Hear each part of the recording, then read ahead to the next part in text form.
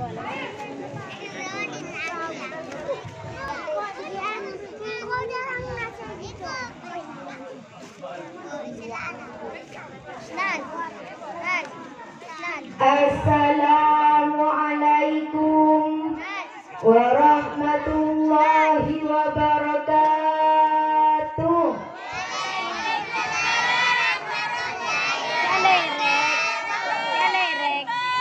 Bismillahirrahmanirrahim.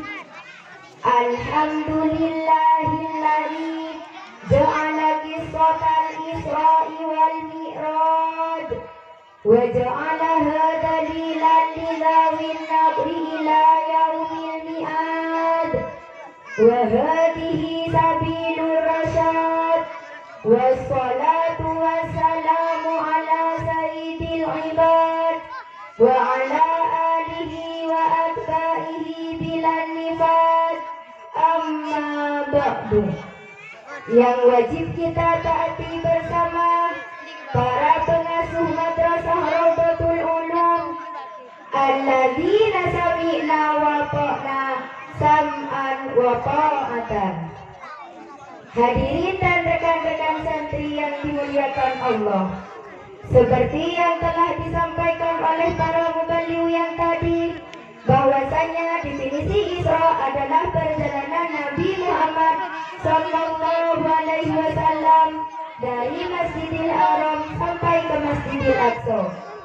Selanjutnya saya akan menjelaskan tentang Mi'raj Nabi Muhammad Sallallahu Alaihi Wasallam. Apa itu Mi'raj? Sahabat-sahabat santri, ada yang tahu? Mi'raj itu adalah perjalanan Nabi Muhammad Sallallahu Alaihi Wasallam dari Masjidil Aqsa menuju langit sampai Sidratul Muntaha. Masjidil Aqsa merupakan masjid yang bersejarah bagi umat Islam. Masjidil Aqsa terletak di negara Palestina, masjid yang keberadaannya sekarang terancam oleh organisasi Yahudi Israel karena diklaim sebagai tempat suci orang Islam. Umat Islam di Palestina dilarang melaksanakan sholat Jumat dan sholat wajib lainnya di masjid tersebut. Bahkan dilarang melaksanakan sholat di masjid tersebut. Masjid penuh sesak dengan tentara-tentara Israel yang menjaga agar umat Islam tidak bisa melaksanakan sholat di Masjidil Aqsa.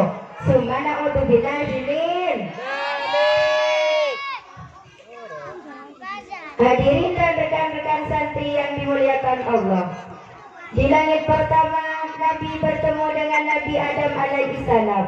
Yang di sebelah kanannya ada sebuah pintu yang mengeluarkan aroma yang sangat harum dan wangi. Dan di samping kiri beliau ada sebuah pintu yang mengeluarkan bau yang sangat busuk dan memabukkan. Lalu Nabi bertanya kepada malaikat Jibril, "Ya Jibril, ini siapa? Di sebelah kanan kirinya itu apa?" Lalu malaikat Jibril menjawab, "Ini adalah ayahmu Nabi Adam. Yang di sebelah kanannya yang mengeluarkan aroma wangi adalah pintu surga. Sementara di sebelah kiri yang mengeluarkan aroma yang busuk adalah pintu neraka. Ia akan senang dan bahagia jika melihat orang-orang masuk lewat pintu sebelah kanan, dan akan sedih jika melihat orang-orang masuk lewat pintu sebelah kiri." Hadirin dan rekan-rekan santri yang dimuliakan Allah, di langit pertama banyak hal dan kejadian diperlihatkan oleh Allah kepada Nabi Muhammad Sallallahu Alaihi Wasallam. Kejadian tersebut merupakan gambaran tentang pola tingkah ketika hidup di dunia. Di situ Nabi melihat orang-orang yang berwajah menyeramkan, atau istilahnya sekarang disebut apa? Disebut zombie. Ada 3 golongan orang yang nantinya akan memiliki wajah yang sangat menyeramkan. Pertama adalah orang-orang yang suka melakukan praktek riba.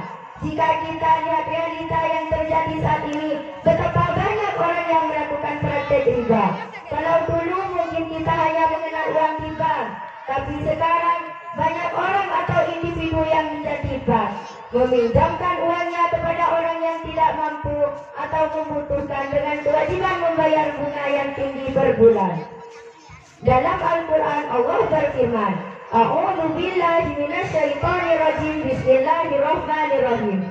Ya ayyuhalladzina amanu la ta'kulu riba adhafan mudha'afah wattaqullaha la'allakum tuflihun.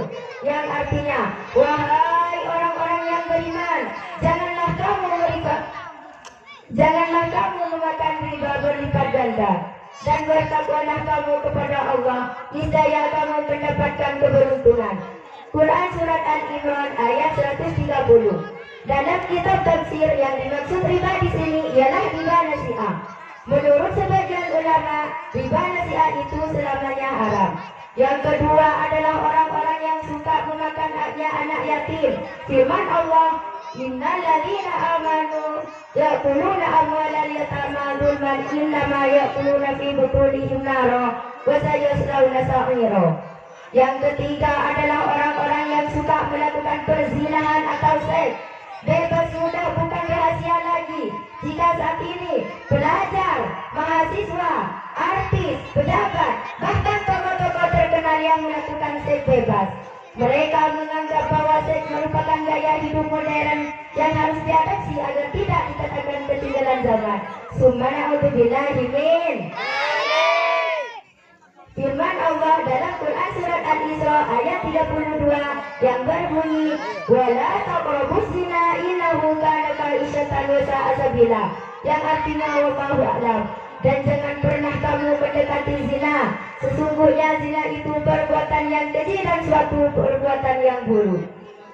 Hadirin dan rekan-rekan santri yang dimuliakan Allah, selanjutnya Nabi Muhammad SAW naik lagi ke langit yang kedua. Di sana Nabi bertemu dengan Nabi Isa alaihissalam dan Nabi Zakaria bin Yahya.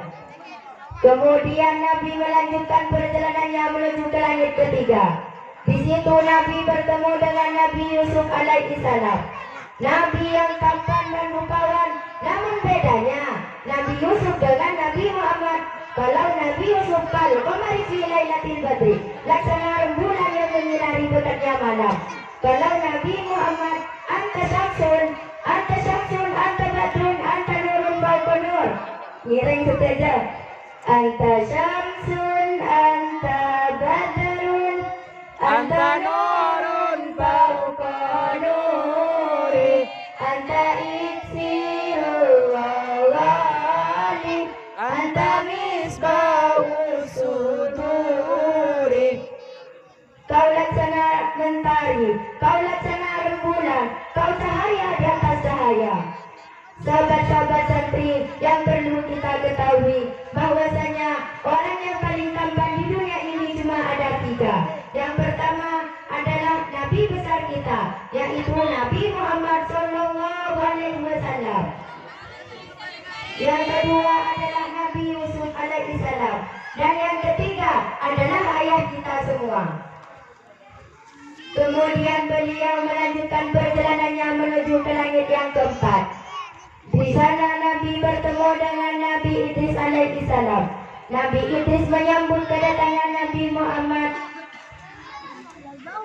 Marhaban bil ahli soleh wa nabi soleh. Selamat datang wahai saudaraku yang soleh dan Nabi yang soleh. Lalu Nabi meneruskan perjalanannya menuju ke langit yang kelima.